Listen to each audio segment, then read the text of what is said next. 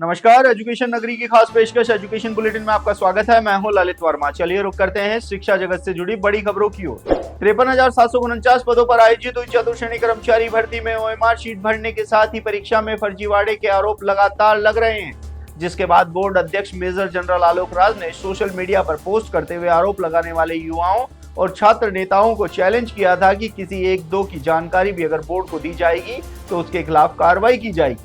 जिसके बाद अब युवाओं ने एजुकेशन नगरी को ऐसी मार्कशीट भेजना शुरू किया है जिनके पहले ही की परीक्षाओं में काफी अंक प्राप्त हो रहे हैं, जबकि चतुर्थ श्रेणी कर्मचारी भर्ती में मेरिट में स्थान पर आए हैं।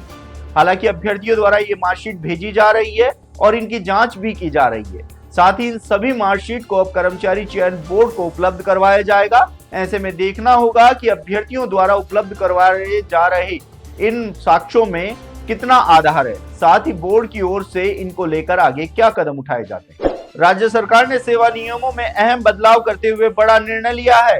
अब यदि कोई कर्मचारी ज्वाइनिंग के 1 वर्ष के भीतर नौकरी छोड़ता है तो संबंधित पद को वेटिंग सूची से भरा जाएगा।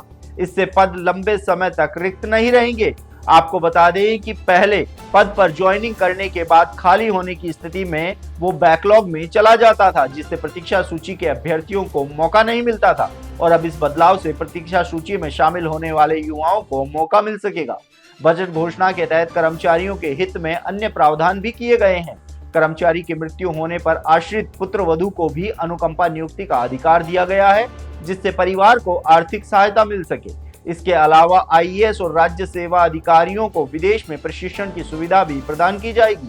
सरकार का कहना है कि इन फैसलों से प्रशासनिक कार्यकुशलता बढ़ेगी, पारदर्शिता आएगी और भर्ती प्रक्रिया अधिक प्रभावी बनेगी, जिससे युवाओं को सीधे तौर पर लाभ मिलेगा।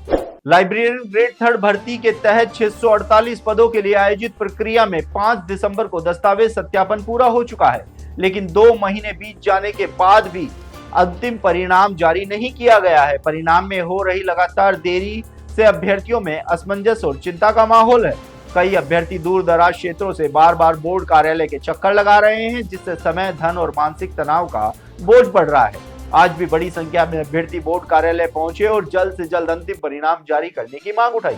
अभ्यर्थियों का कहना है कि 2 महीने का समय बीत चुका है, लेकिन बोर्ड और विभाग की तरफ से लगातार देरी हो रही है। अभ्यर्थियों को अंतिम परिणाम का इंतजार है। उन्होंने बोर्ड से पारदर्शिता बनाए रखते हुए शीघ्र फाइनल रिजल्ट जारी करने की मांग की है, ताकि योग्य अभ्यर्थियों को नौकरी की सौगात मिल सके। शिक्षक भर्ती लेवल 1 में एक शिक्षिका को सेवा से हटाने के मामले में राजस्थान हाईकोर्ट ने शिक्षा निदेशालय और राज्य सरकार को नोटिस जारी कर जवाब तलब किया है।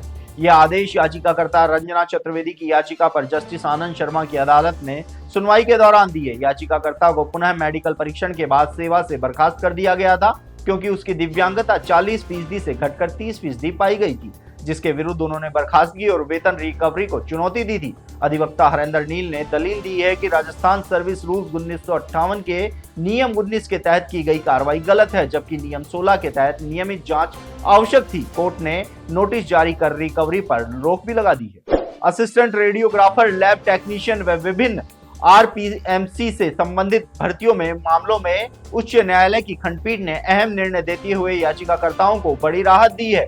कोर्ट ने राजस्थान में पैरामेडिकल काउंसिल को निर्देश दिए हैं कि अन्य राज्यों से संबंधित याचिकाकर्ताओं का रजिस्ट्रेशन किया जाए।